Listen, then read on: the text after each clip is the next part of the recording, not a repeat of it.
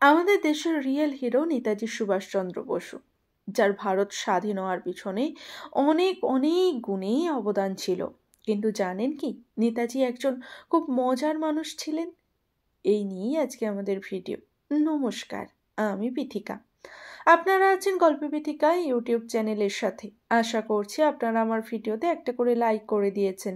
আজকে আমি আমার ভিডিওতেই নেতাজি সম্পর্কে বিশেষ কিছু তথ্য আপনাদের সামনে তুলে ধরার চেষ্টা করব। নেতাজি যে স্কুলে ভর্তি হয়েছিলেন সেই স্কুলে বাংলা ভাষার বদলে পড়ানো হতো ইংলিশ, এবং ভারতের ইতিহাস ভূগোল বাদ দিয়ে পড়ানো হতো ইংল্যান্ডের ইতিহাস ভূগোল। সমস্যা শুরু হলো ওইখান থেকেই। নেতাজি যখন ম্যাট্রিকুলেশন জন্য অন্য স্কুলে ভর্তি হলেন, তখন ওই বিদ্যালয়ে বাংলা পড়ানো হতো।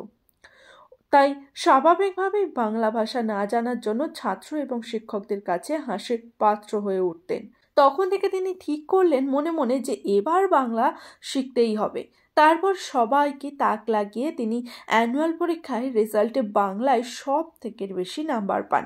একবার তিনি এক আত্মীয়র বাড়িতে বেড়াতে যান। ওই আত্মীয়র বাড়ি গিয়ে তিনি বিবেকানন্দের কিছু বই দেখতে পান এবং সাথে করে নিয়েও আসেন।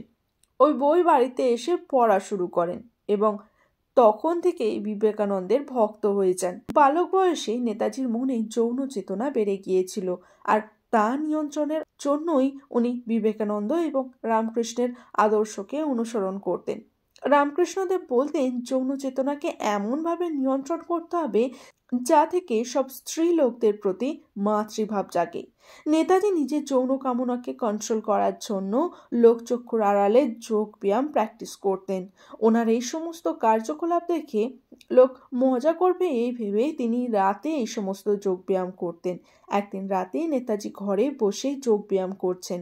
তখন বাড়ির ঝি আসে ওনার ঘরে বিছানা ঠিক করে দেওয়ার জন্য। অন্ধকারে গিয়ে হুড়মুড়িয়ে পড়লেন নেতাজির গায়ে।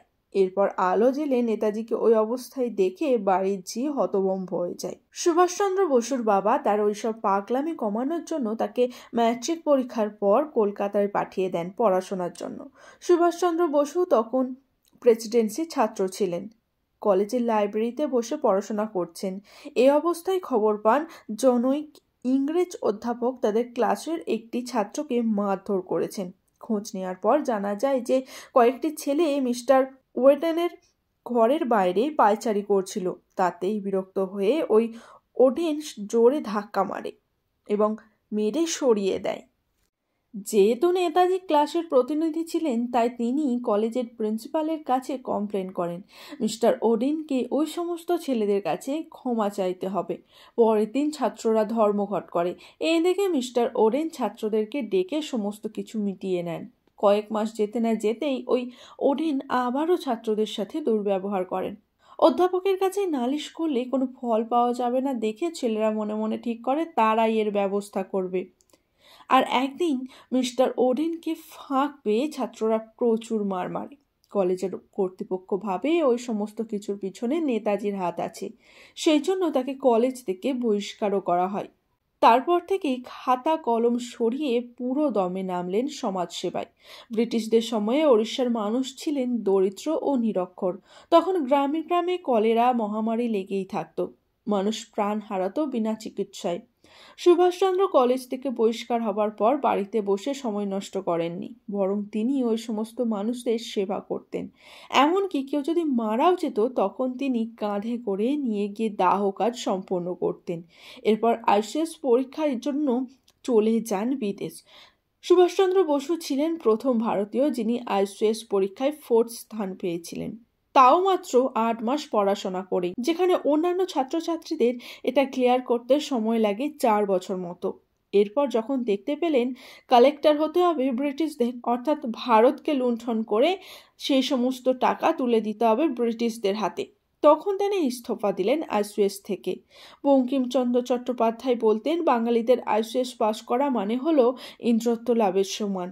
তারপর তিনি দেশে ফিরে রাজনৈতিক কার্যকলাপ শুরু করেন এবং পুরো স্বাধীনতা সংগ্রামের জার্নিতে উনি মোট 11 বার জেলে গেছেন। নেতাজি যখন আজাদ হিন্দ বাহিনীর সর্বাধিনায়ক, তখন অনেকেই নিজেদের জমি জমা বিক্রি করে টাকা পয়সাও দিতেন নেতাজিকে দেশ স্বাধীন করার জন্য। নেতাজির এই সমস্ত মজার কাণ্ড কারখানা আপনাদের কিরকম লাগলো তা আমাকে জানাতে কিন্তু একদম ভুলবেন না।